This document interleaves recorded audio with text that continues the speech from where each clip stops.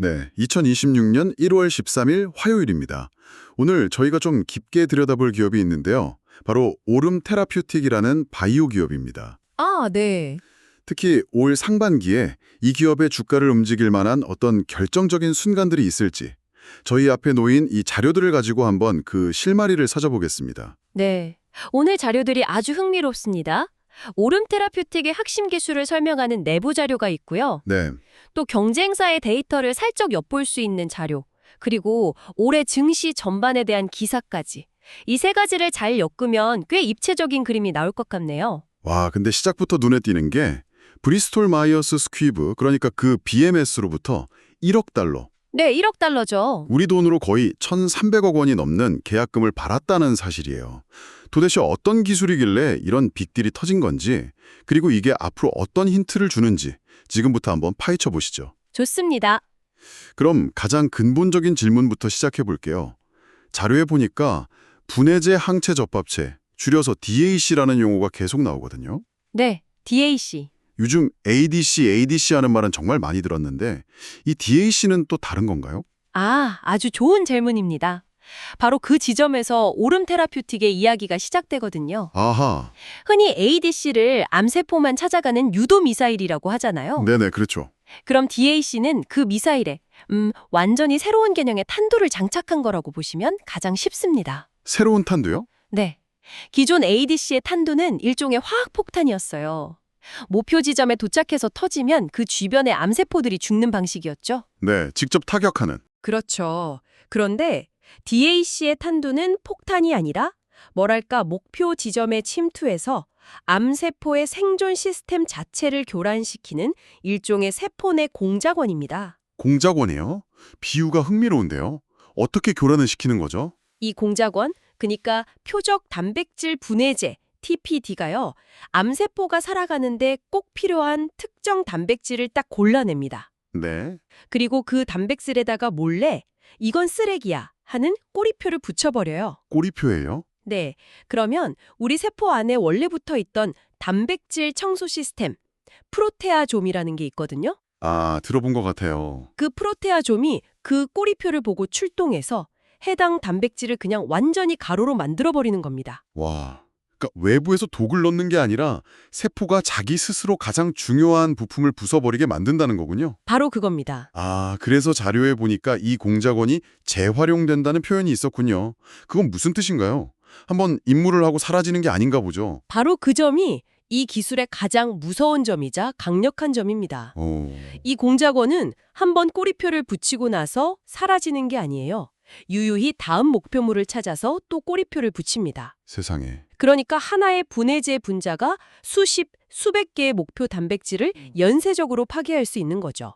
이걸 전문 용어로 촉매적 작용이라고 부릅니다. 촉매적 작용이요? 네. 적은 양으로도 훨씬 더 강력한 효과를 낼 수 있는 잠재력이 바로 여기서 나오는 겁니다. 아하, 이제 그림이 그려지네요.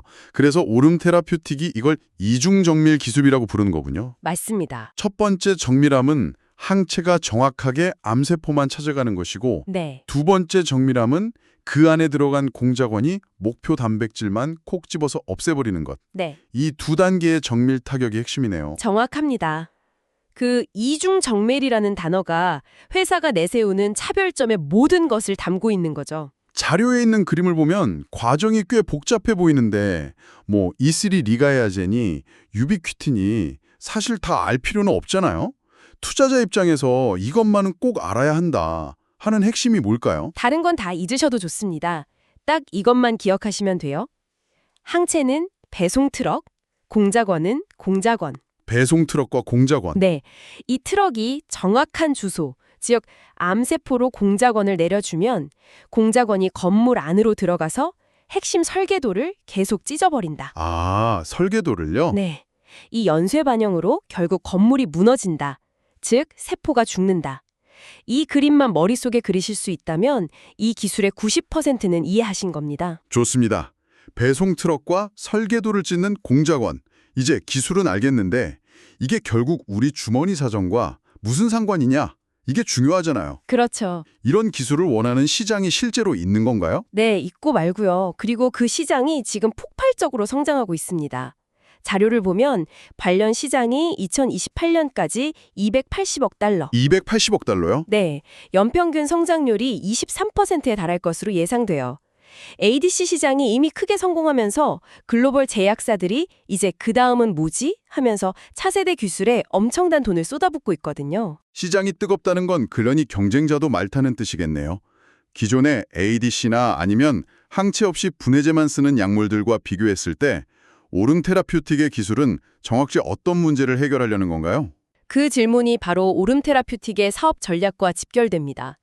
기존 기술들은 저마다 명확한 한계가 있었어요. 한계요. 네, 분해제만 단독으로 쓰는 약은 성능은 좋은데 온몸에 퍼져서 암세포뿐만 아니라 엉뚱한 정상세포까지 공격할 수 있는 일종의 조준의 문제가 있었습니다. 아, 명중률이 낮군요. 그렇죠. 반대로 ADC는 조준은 잘하는데 막상 쓸 수 있는 탄두의 종류가 제한적이고 또 내성이 생긴다는 문제가 있었죠. 한쪽은 명중률이 낮고 다른 한쪽은 쓸 수 있는 무기가 한정적이었다. 딱 그런 상황이군요. 정확합니다. 오름 테라퓨틱의 전략은 아주 명쾌해요. ADC의 정확한 조준 능력과 분해제의 강력하고 지속적인 파괴력, 이 장점만 쏙쏙 뽑아서 결합하겠다는 거죠. 기존 기술의 한계를 동시에 돌파하려는 시도네요. 맞습니다. 아, 그러고 보니 함께 보내주신 자료 중에 몬테로사 테라퓨틱스라는 회사 데이터가 있던데 이건 어떻게 봐야 하나요? 갑자기 경쟁사 자료를 왜 봐야 하나 싶기도 하고요. 그거 오히려 아주 중요한 자료입니다. 정말요? 그 데이터에서 약물을 투여했더니 종양 크기가 확 줄어드는 그래프가 보이시죠? 네, 보이네요. 이게 왜 중요하냐면요. 단백질 분해라는 접근법 자체가 실험실 수준을 넘어서 실제 동물 모델에서도 효과가 있다는 걸 보여주는 강력한 증거이기 때문입니다. 아, 즉, 오름 테라퓨틱이 몸담고 있는 이 기술 분야 전체의 잠재력이 시장에서 증명되고 있다. 이런 긍정적인 신호로 볼 수 있는 거죠. 알겠습니다. 기술 원리도 이해했고 시장 잠재력도 확인했어요. 그럼 이제 가장 중요한 질문으로 넘어가 보죠. 네. 그래서 올 상반기에 당신이 오름 테라퓨틱의 주가를 보면서 구체적으로 뭘 기다려야 하는 걸까요? 주가를 움직일 만한 결정적인 이벤트 말입니다. 자료 뒷부분의 타임라인에 그 답이 아주 명확하게 나와 있습니다. 타임라인이요? 네. 여러 항목이 있지만 다른 건 다 잊으셔도 됩니다. 딱 하나, 2026년 2분기 IND 제출. 이것이 상반기 전체를 관통하는 가장 중요한 이벤트입니다. IND 제출, 임상시험 계획 승행 신청을 말하는 거죠. 이게 왜 그렇게 중요한가요? 그냥 뭐 서류 내는 거 아닌가요? 바이오 기업 투자에서 이 IND 제출은요, 단순한 서류 제출 이상의 의미를 가집니다. 어떤 의미죠? 이건 규제 당국에 우리가 수년간 연구한 이 신약 후보 물질 이제 사람에게 투여해서 시험해봐도 될까요? 라고 공식적으로 허락을 구하는 단계거든요. 아, 이게 성공적으로 접수되고 승인받는다는 건 그동안의 모든 동물 실험과 독성 테스트가 성공적이었음을 공인받는 것과 같아요. 그렇군요. 신약 개발이라는 길고 불확실한 여정에서 첫 번째 큰 산을 넘었다는 의미죠. 투자자들 입장에서는 불확실성이 크게 해소되는 이른바 위험 감소 이벤트입니다. 아, 이제 정말 사람에게 써볼 만한 약이구나 라는 공식 인증 도장을 받는 순간이라는 거군요. 바로 그겁니다. 혹시 이 IND 제출 전에 우리가 먼저 알 수 있는 신호 같은 것도 있을까요? 있습니다. 타임라인에 보면 그 전에 DC 너미네이션이라는 단계가 있죠. DC 너미네이션이요? 네, 개발 후보 물질 선정 소식입니다. 수많은 후보 물질 중에서 임상시험에 가져갈 최종 대표 선수를 뽑았다고 발표하는 건데요. 네네. 이 소식이 들려온다는 건 이제 곧 IND 서류를 제출할 준비를 마쳤습니다. 라는 일종의 예고편과도 같습니다. 시장의 기대감을 한껏 끌어올리는 역할을 할 수 있죠. 그렇다면 상반기 스토리는 명확해지네요. 먼저 개발 후보 물질 선정 발표로 기대감을 높이고 2분기에는 실제 IND 제출이라는 본 게임에 들어가는 흐름. 맞습니다. 혹시 이게 전부일까요? 이 계획이 좀 틀어졌을 때를 대비한 다른 카드는 없을까요? 물론입니다. IND가 플랜 A라면 강력한 플랜 B도 존재합니다. 플랜 B요? 네, 자료의 파트너십 전략 부분을 보면 회사가 프로그램 및 플랫폼 기술의 외부 라이센스 아웃에 집중하고 있다고 명시되어 있죠. 아, BMS와의 계약이 일회성 이벤트가 아닐 수 있다는 말씀이시군요. 맞습니다. 이미 BMS라는 강력한 선례가 있고요. 만약 오름 테라퓨틱이 개발 중인 다른 파이프라인에 대해 BMS급의 또 다른 빅파마와 기술 이전 계약을 체결했다는 뉴스가 나온다. 와, 그러면 그 파급력은 IND 제출 못지 않을 겁니다. TPD2라는 플랫폼 기술 자체가 여러 거대 제약사들이 탐내는 황금알을 낳는 거위라는 걸 다시 한번 증명하는 계기가 될 테니까요. 자, 그럼 지금까지 나온 이야기들을 당신의 투자 관점에서 한번 정리해 보겠습니다. 이 모든 정보가 결국 당신에게 무엇을 의미하는 걸까요? 결국 오름 테라퓨틱에 대한 2026년 상반기 투자는 딱 두 가지 핵심 질문으로 요약됩니다. 두 가지요. 첫째, 6월 말까지 규제 당국의 임상시험 서류를 성공적으로 제출할 수 있는가? 둘째, 그 과정에서 BMS급의 새로운 파트너를 또 찾아낼 수 있는가? 올 상반기 이 기업의 가치는 이 두 가지 질문에 대한 답이 전부라고 해도 과언이 아닙니다. 마침 함께 보내주신 한국경제TV 기사를 보면 올해 유어망 섹터로 반도체와 함께 바이오가 꼽혔습니다. 이렇게 시장 전반에 바이오에 대한 관심이 쏠리는 분위기도 긍정적인 영향을 주지 않을까요? 분명 긍정적인 배경이 되어주죠. 시장의 돈이 바이오 쪽으로 흘러 들어오고 있다는 뜻이니까요. 네, 하지만 이런 거시적인 흐름은 말 그대로 배경음악일 뿐입니다. 배경음악이요? 네, 바이오 기업의 주가를 움직이는 진짜 주인공은 개별 기업의 연구개발 성과입니다. 시장 분위기가 아무리 좋아도 IND 제출이 늦어지거나 파트너십 소식이 없으면 주가는 힘을 잃을 수밖에 없고요. 그렇죠. 반대로 시장이 얼어붙더라도 모두를 놀라게 할 만한 빅딜을 터풀인다면 주가는 홀로 날아오를 수 있는 곳이 바로 이 바이오 시장입니다. 오늘 논의를 정리해 보겠습니다. 오름 테라퓨틱스의 핵심은 배송 트럭인 항체가 공작원인 분해제를 암세포에 정확히 배달해서 세포를 파괴하는 이중정밀 TPD2 플랫폼 기술. 네, 맞습니다. 이 기술의 가치는 이미 BMS와의 빅딜로 한 차례 증명됐고요.